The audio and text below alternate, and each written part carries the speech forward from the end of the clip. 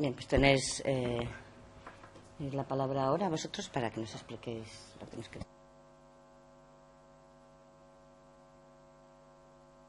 Bueno, es que estas cosas a mí me superan. No, como hablo sin micrófono siempre. Bueno, pues como decía, muchas gracias, eskerrik asko, por recibirnos a todos y voy a hablar en representación de mis compañeras, ya las he presentado, pero bueno, querría decir que María José es la directora del Instituto, en sustitución de Rosario, que falleció hace 2 años y medio ahora, en accidente de tráfico en la carretera nacional de Navarra 666, y de infausto recuerdo, ¿no? Ana Cano es la jefa de estudios, Teresa Galilea es la vicedirectora y Charo Pascual una madre de alumno. Mi nombre es Roberto Peña y soy un profesor más al que le ha caído esta responsabilidad.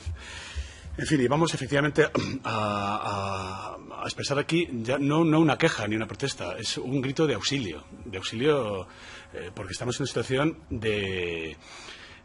casi desoladora, ¿no? Estamos empezando a pensar que esto empieza a ser algo dramático de cara a futuro. Y, como digo, venimos de Lodosa, que es famosa no solo en nuestra comunidad, sino allende las fronteras, por los magníficos pimientos del Piquillo, que se crían estupendamente gracias a la denominación de origen. Unos pimientos de absoluta y maravillosa y excepcional calidad, y en la que eso estamos todos de acuerdo. ¿Por qué no podemos criar a nuestros alumnos igual que a los pimientos? ¿Hace falta una denominación de origen alumnos de Lodosa para que los tengan en la misma consideración que a los pimientos? Al fin y al cabo, los pimientos salen fantásticos. ¿Y por qué?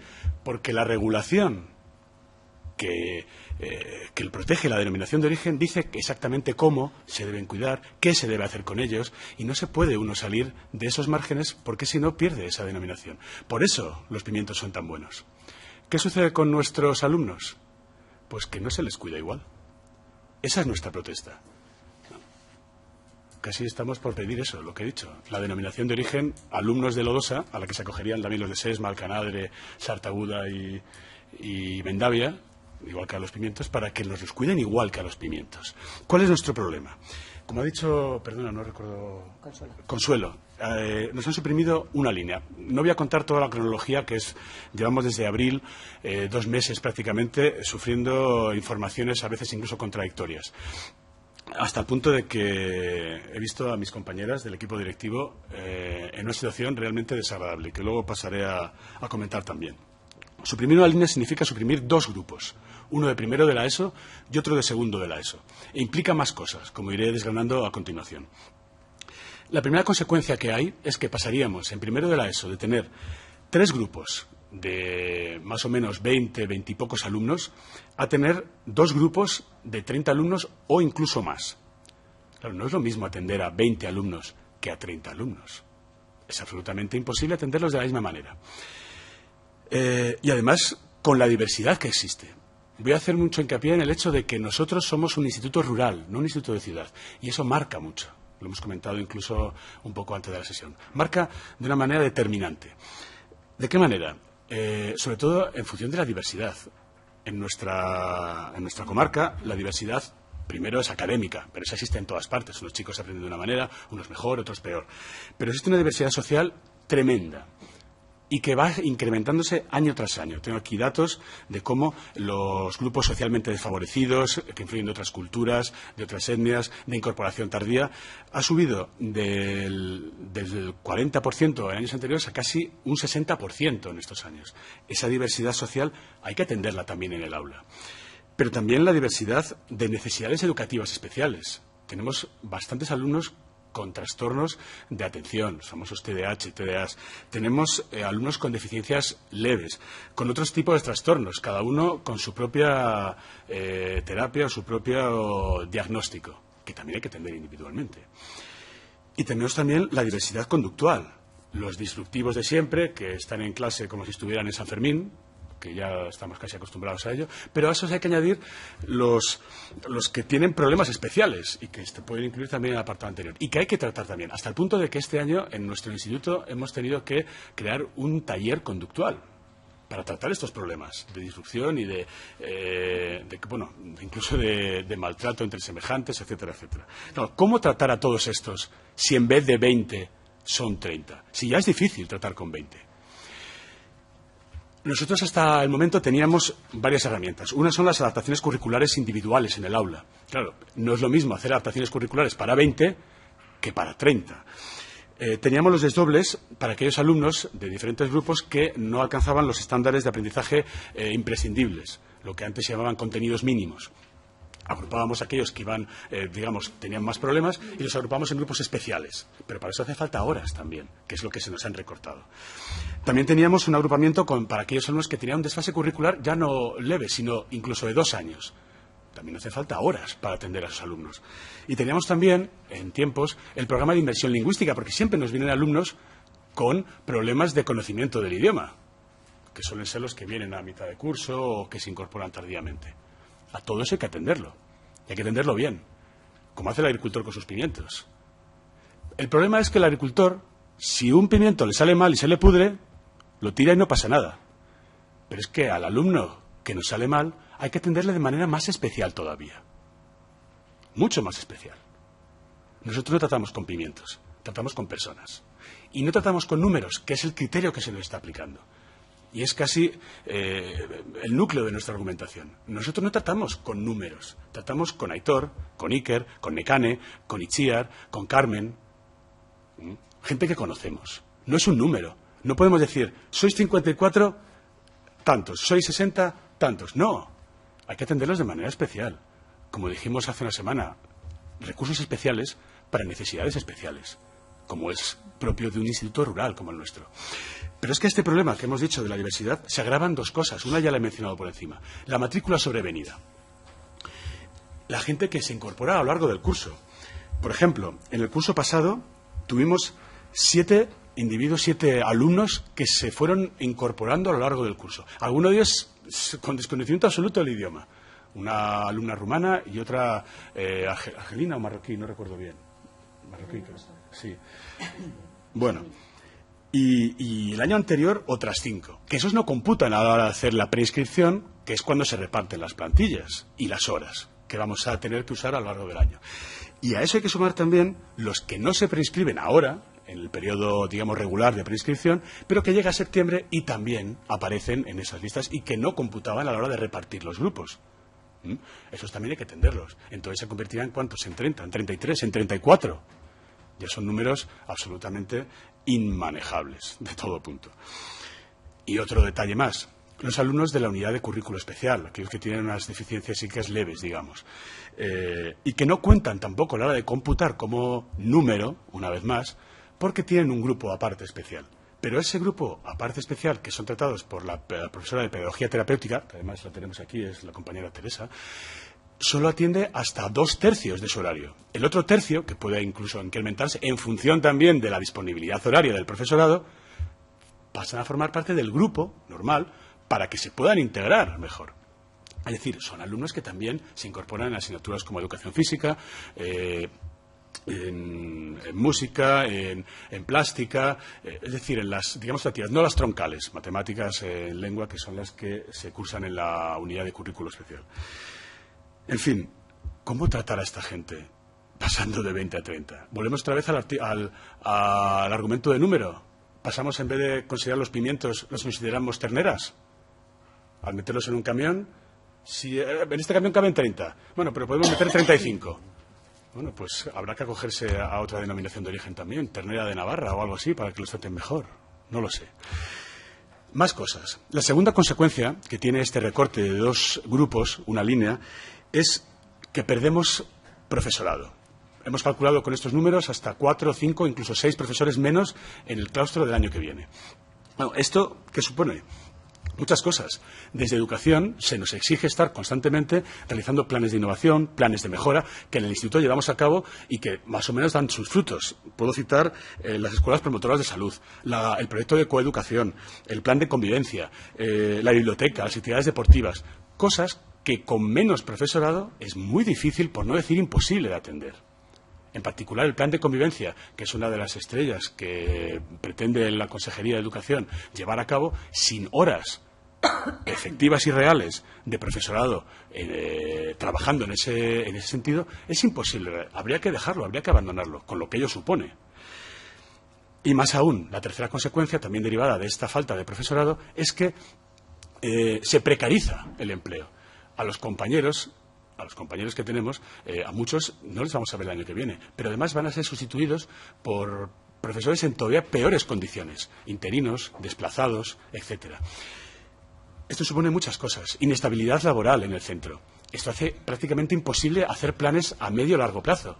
¿Cómo va a hacer planes a largo plazo? Planes de convivencia, planes de lectura, planes de lo que sea, si esta persona no sé dónde va a estar el año que viene.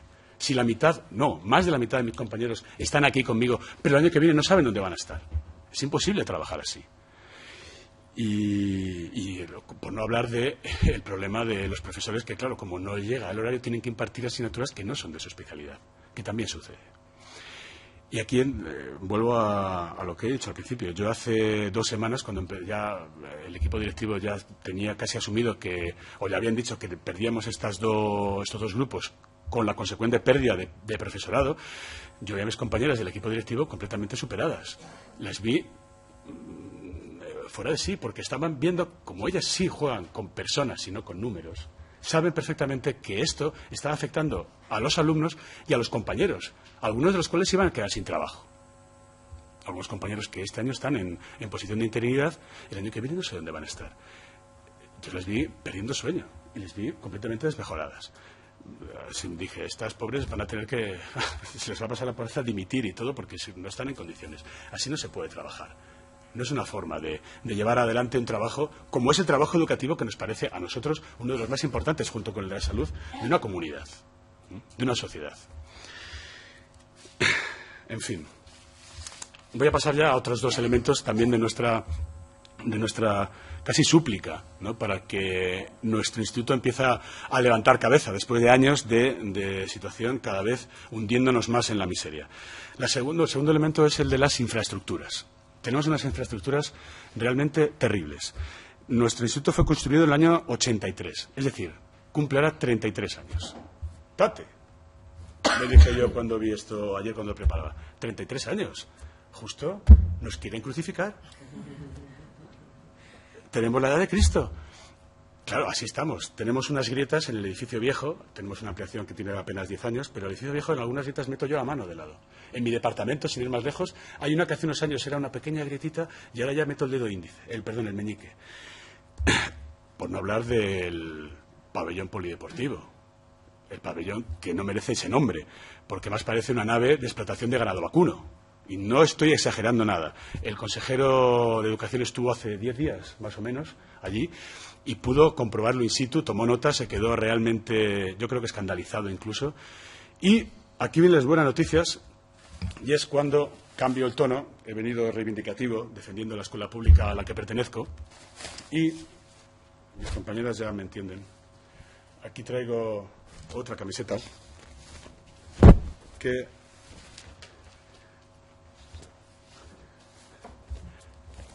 voy a utilizar para dar un poco de esperanza. Todos conocen la vida de Brian, ¿no? Pues nos están crucificando, pero cantemos. Al fin y al cabo, crucificar no está tan mal. Al fin y al cabo mueres al aire libre, ¿no? Peor es que te 4 o 5 puñaladas por la espalda. ¿Qué sucedió? Pues que como el consejero se quedó tan impresionado, fue ayer, ¿verdad? Nos llamaron de la... Perdona, María José, ¿me lo puedes decir? Del servicio de infraestructuras para decir que mañana jueves vienen ya a ver cómo estamos, a que se les caiga la cara de vergüenza, espero, y nos prometan actuaciones concretas a corto plazo. Porque no solamente eso, es que el aislamiento del edificio viejo es horrible, el gasto en calefacción es disparado, por no decir disparatado. Y los vestuarios. Vestuarios que no merecen tal nombre. Es una especie de cuchitril prefabricado de esos que se dejó, porque eso no se construyó, eso se deja ahí, clac, hace más de 15 años, y ahí sigue criando no sé el qué, porque ni tiene agua caliente, están oxidadas todas las chapas, no tiene ni las mamparas de las duchas. De hecho, sé que no tiene agua caliente porque creo que soy la única persona que se ha duchado en ese sitio en los últimos 5 o 6 años, porque, bueno, he hecho alguna vez ahí ejercicio y he tenido que ducharme, y es Horrible, espantoso. Pero bueno, esperamos que vamos a ver siempre el lado bueno de la vida y esperemos que esto empiece a mejorar. Y por fin, vuelvo al argumento de partida. Somos un instituto rural. No se nos puede medir por el mismo rasero que un instituto de ciudad, porque no tenemos las mismas condiciones. Nosotros acogemos a todo el alumnado, Mejores, peores, buenos, medianos, regulares, están todos. Y no podemos deshacernos de ninguno, no son como pimientos. Si uno sale malo, a ese hay que cuidarle especialmente, no tirarlo y dejarlo fuera del bote. No, ese es al que hay que recuperar antes. Y nosotros tenemos muchos de esos, porque estamos en una situación desfavorecida, después de la crisis mucho más, la que venimos padeciendo de los últimos, ya no sé ni cuántos años. Ya parece que hemos vivido siempre en crisis. Y claro, para estos alumnos, con la reducción de horas, ya no se les puede ni ofertar lo mismo que en la ciudad. A nosotros en bachillerato no podemos ofertar lo mismo que se le oferta en cualquier instituto de ciudad. Un chaval de segundo bachillerato, si quiere cursar física, no puede cursar química. Y si quiere cursar química, no puede cursar física. Y si quiere hacer geografía, no puede hacer economía o arte, yo qué sé. Es un despropósito, porque no contamos con esas horas para poder hacerlo. Porque si cogemos esas horas, entonces dejamos desprotegidos a los de la ESO, que es donde podemos hacer más desdobles y es donde hay más alumnos con necesidades reales. Ese es el drama que tenemos cotidianamente. No tenemos ni un ciclo de formación profesional. Ni uno. Aquel chaval que acaba en cuarto de la ESO y quiere hacer un ciclo tiene que irse con 16 años. ¿Por qué no tenemos un ciclo de formación profesional? Medio, superior, el que sea. Y por fin, hemos solicitado 3 veces la escuela de adultos. 2 veces se nos ha denegado. Este año todavía no se nos ha dado respuesta. Las prospecciones que se hicieron a mitad de hace poco daban más o menos 50 personas interesadas en esta escuela. Tampoco se nos concede. ¿Por qué? ¿Hemos hecho algo malo? ¿Tenemos 33 años y hay que crucificarnos ya? No lo sé. En fin, voy a terminar citando o leyendo un poema que se atribuye erróneamente a Bertolt Brecht, que es de un pastor protestante, Martin Niemöller, que decía algo así como: primero vinieron a buscar a los comunistas y yo no dije nada porque yo no era comunista. Luego vinieron por los judíos y no dije nada porque yo no era judío. Luego vinieron a por los sindicalistas y no dije nada porque yo no era sindicalista.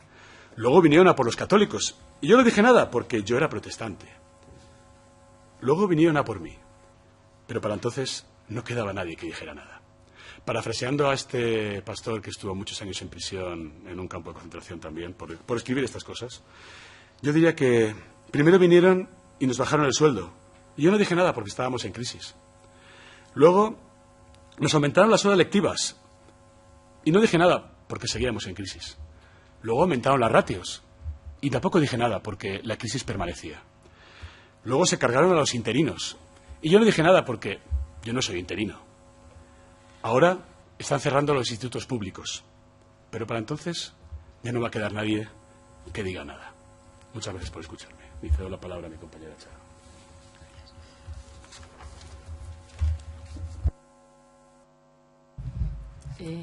Hola, buenas tardes. Arantxa León. Como saben, yo vengo aquí en representación de las familias, cuyo centro de referencia es el Instituto Comarcal Pablo Sarasate de Lodosa.